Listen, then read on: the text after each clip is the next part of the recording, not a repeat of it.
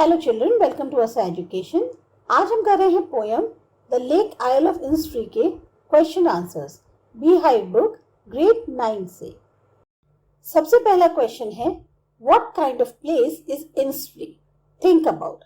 अब आपको ये बताना है इंसफ्री कैसी जगह है और उसके बारे में सोचते हुए आपको ये बताना है कि the 3 things the poet wants to do when he goes back there.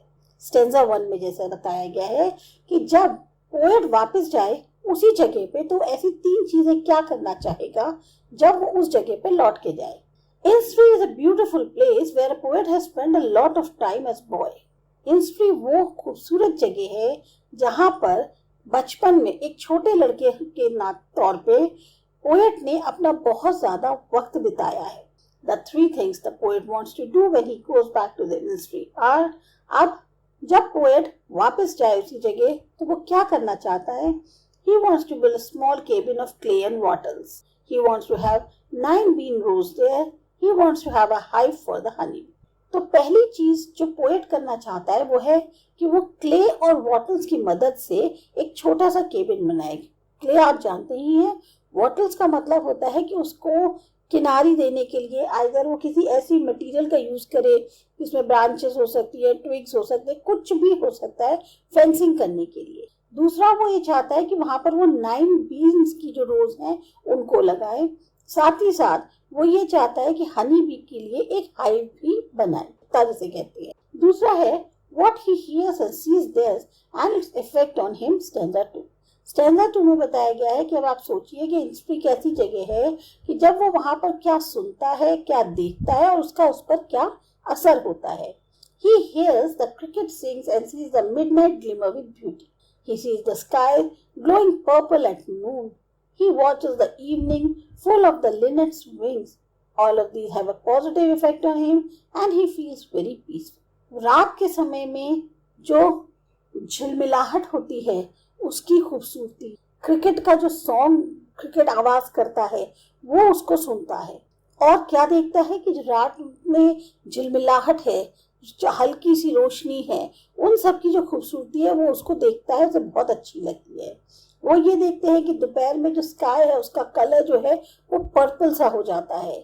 साथ ही साथ जो लिनेट चिड़िया है उसकी जो विंग्स हैं वो पूरी तरह से फैला के पूरी शाम जो है वो उड़ती रहती है आसमान में, इसलिए वो उनको देखते हैं। तो ये सब जो चीजें वो देखते हैं, इतनी नेचर की खूबसूरती को देखते हैं तो उनके मन में एक बहुत ही पॉजिटिव इफेक्ट होता है उसका और वो अपने आप को काफी ज्यादा पीसफुल यानी शांतिपूर्ण महसूस करते हैं।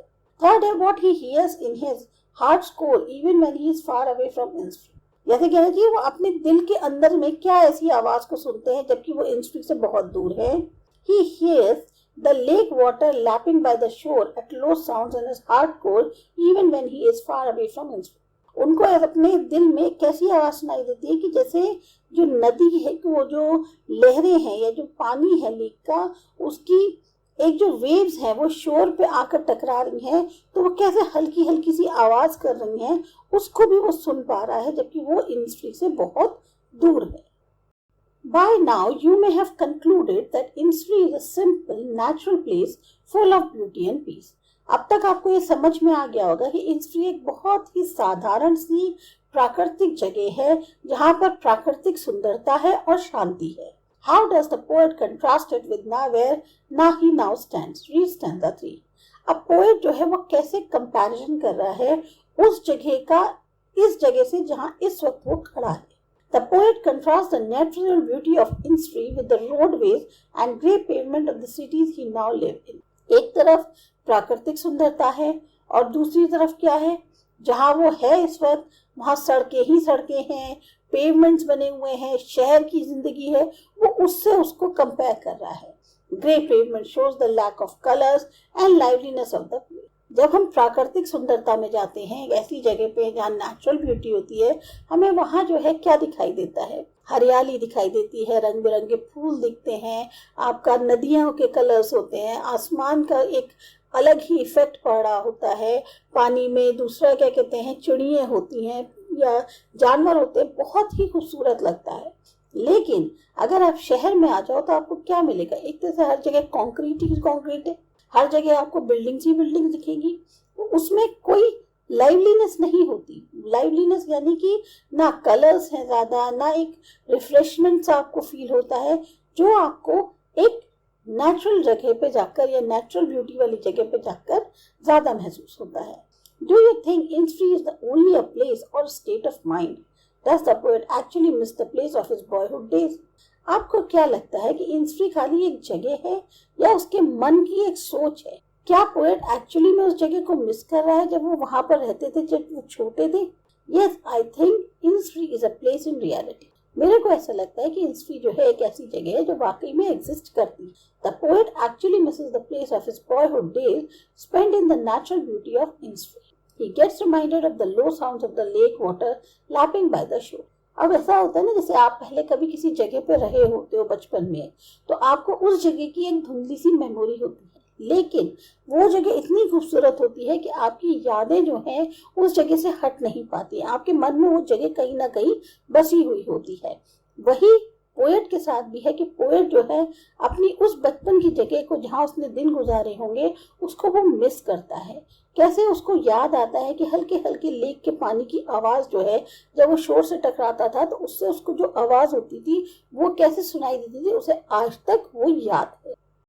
Look at the words the poet used to describe what he sees and hears at the Innsfree. अब आपको देखना है वो वर्ड्स जो पोएट ने यूज किए हैं डिस्क्राइब करने के लिए कि उसने वहां क्या देखा और क्या सुना इंसफ्री में। Bee loud glade. Bee loud glade का मतलब क्या है? Creates a picture of a place in a forest that is filled with soft buzzing sound of honey. Bee loud glade का मतलब है कि एक ऐसी पिक्चर क्रिएट करना उस जगह की, जंगल के अंदर, जहां पर बहुत ही मध्यम सी जो है एक सॉफ्ट सी बजिंग की जो साउंड होती है हनी बीज की, वो सुनाई दे रही है। Evening full of the linnet's wing. अब evening full of linnet's wing का मतलब क्या है? Creates an image of a red orange sky that is full of linnets. Linnets क्या होती हैं? Are beautiful birds that add up to the scenic beauty of a place when they flutter their wings and fly. Linnets जो छोटी छोटी चिड़ियां हैं। अब वो ये बता रहे हैं कि शाम का वक्त होता है, जब सूरज डूबने वाला होता है, आसमान जो है बिल्कुल रेड ऑरेंज जैसा हो जाता है, उस टाइम पे चिड़ियां जो हैं आसमान में बहुत ज्यादा दिखाई देती हैं, उड़ती हैं। लिनेट्स छोटी छोटी चिड़ियां होती हैं जो उस प्राकृतिक सुंदरता को और ज्यादा बढ़ा देती हैं जब वो अपने पंख फैलाती हैं और उड़ जाती हैं। Lake water lapping with sounds, low sounds, what picture do these words create in your mind? अब lake water lapping with low sounds का मतलब क्या है? Lake water lapping with low sounds let's us take a dive into the peaceful scenario where the water of the lake is flowing and producing soothing sound. जो पानी है lake का वो बह रहा है, किनारे से आके जब वो टकराता है, उसकी हल्की हल्की सी जो आवाज होती है, कलकल ध्वनि जो होती है, वो जो है बहुत ज्यादा एक तरह से हम लोगों को अच्छी लगती है, हमारे दिल को बहुत वो आराम देती है, सुकून देती है। Look at these words. Peace comes dropping slow, dropping from the veils of the morning to where the cricket sings. What these words mean to you? यहाँ पर आपके सामने कुछ वर्ड्स दिए हुए हैं, इन वर्ड्स का मतलब क्या है? What do you think comes dropping slow from the veils of the morning? इसका मतलब क्या है, या आप क्या सोचते हैं इसके बारे में? Comes dropping slow from the veils of the morning तक। What does to where the cricket sings mean? हर एक उसका मतलब क्या है वो बताना है। These words mean that one can attain peace slowly and gradually. हम शांति जो है धीरे धीरे और आराम से जो है पा सकते हैं। It's a slow process. Peace is what comes dropping slow from the veils of the morning. यानी कि क्या है कि पीस यानी शांति जो है वो हमें एक सुबह की जो एक होता है, जब सुबह हो रही होती है तो धीमे धीमे जो एक अलग सी शांति सी महसूस होती है। The poet says that peace and serenity is spread gradually from the rising morning sky to the ground where the crickets. और पोएट कहते हैं जो पीस है, जो सेरेनिटी है, वो धीरे धीरे जो है जैसे जैसे सुबह हो रही होती है वो ग्राउंड तक फैल जाती है, जहां पर वो जो क्रिकेट हैं जो रात से गाना गा रहे होते हैं, उनकी जो आवाज सुनाई देती है, वहां तक वो जो पीस और सेरेनिटी है वो धीमे धीमे जो है फैल जाती।